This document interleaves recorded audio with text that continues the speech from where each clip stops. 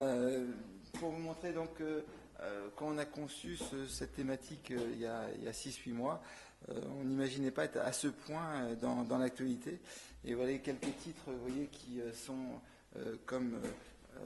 qui sont assez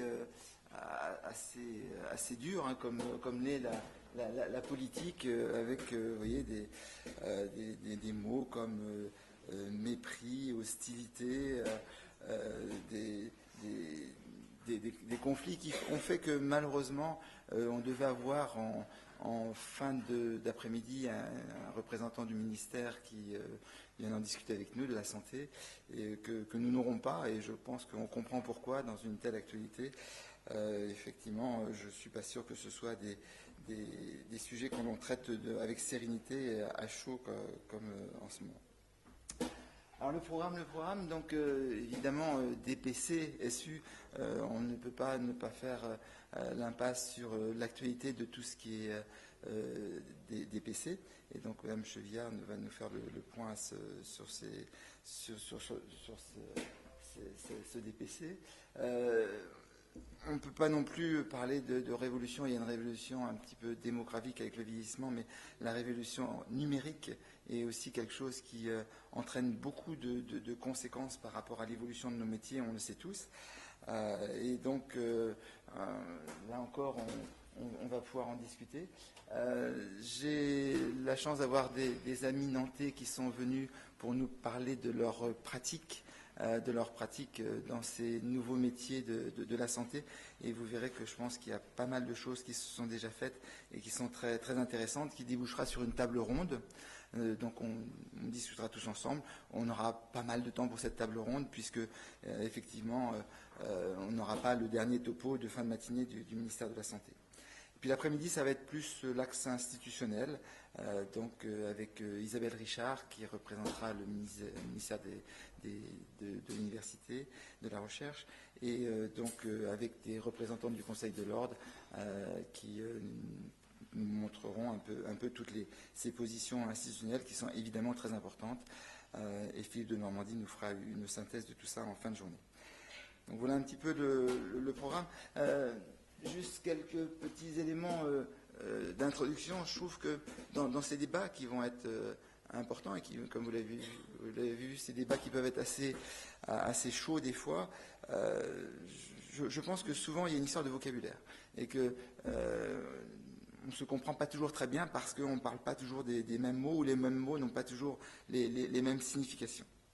Et donc, dans ces notions d'acquisition des connaissances, il y a un certain nombre d'éléments clés dont on va pouvoir discuter. Donc il y a un état des lieux avec des acquisitions de connaissances qui sont établies. Et évidemment, on se doit de respecter les compétences de chaque corps de métier, bien que cela est compliqué, parce que donc elles interagissent les unes avec les autres, et d'autre part, elles évoluent très très vite. Quand on voit ce que je faisais il y a 10, 20, 30 ans, on est toujours assez effrayé de voir comment est-ce que notre métier évolue. Ben, c'est dans tous les métiers pareil, et en plus, il faut qu'on travaille ensemble. Donc ces données nouvelles, elles doivent avoir comme axe fort un besoin pour la société, et ça ne fera pas qu'on l'oublie dans tous nos débats. Donc c'est toujours le patient qui va être à la base de la finalité de toutes ces discussions que l'on aura.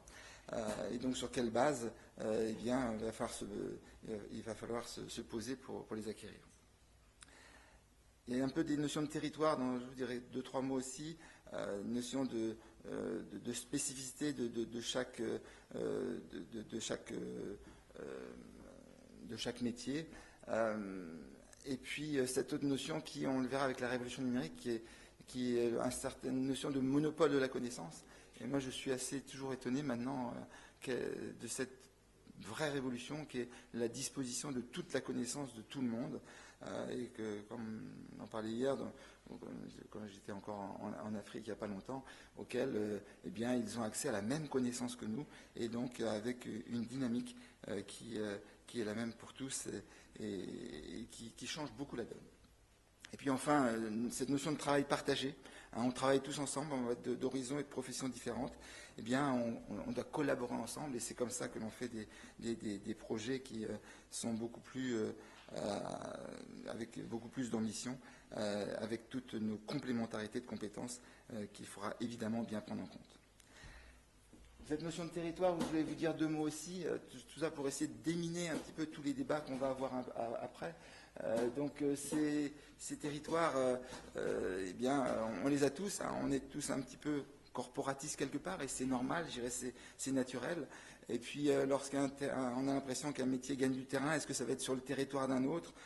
Donc, avec ces notions d'interface qui posent souci, hein, et on les a même à l'intérieur du médical. Nous, on a eu, par exemple, pour vous donner un exemple, dans le développement de l'échographie, dans mon domaine de la rhumatologie, on a eu un combat, je dirais presque, très difficile avec les radiologues, qui a duré une dizaine d'années et qui est maintenant bien établi, auquel on collabore parfaitement ensemble. Mais il a fallu mettre des choses en place.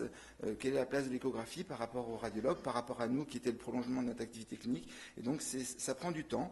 Et c'était une histoire de territoire, ça a été vraiment ressenti comme tel.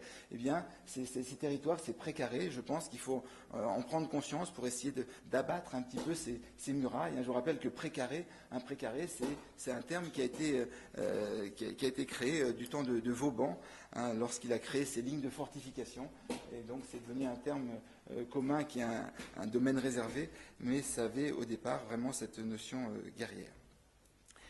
Et puis, donc, tous ces actes de réflexion, une autre donnée, toujours pour déminer un petit peu tous nos débats, certainement ne pas penser qu'il puisse y avoir le médecin avec à l'intérieur un certain nombre d'activités paramédicales, hein, que évidemment chaque activité paramédicale a ses activités propres, et on peut, même si effectivement, je pense que le médecin a plus une globalité du savoir, une notion qui va être plus synthétique, plus scientifique, plus décisionnelle, mais il est clair que les activités propres, notamment des infirmières qui sont au centre des débats actuellement, sont aussi des données qui sont propres à leur propre profession, et c'est l'interaction entre les deux qui doit arriver à un domaine partagé et à donc des tâches qui vont être collaboratrices. Et donc tous ces termes, collaboratrice, coopération, coordination, délégation de tâches, transfert de tâches, pratique avancée, qui est le terme plus à la mode actuellement, interprofessionnalité, tout ça, c'est des éléments dont on va pouvoir discuter, bien entendu. Voilà, donc cette petite introduction que je voulais faire pour un petit peu mettre à l'aise tout le monde avec ce débat que l'on va avoir, et qui, avec des représentants qui vont être des médecins et des professions paramédicales.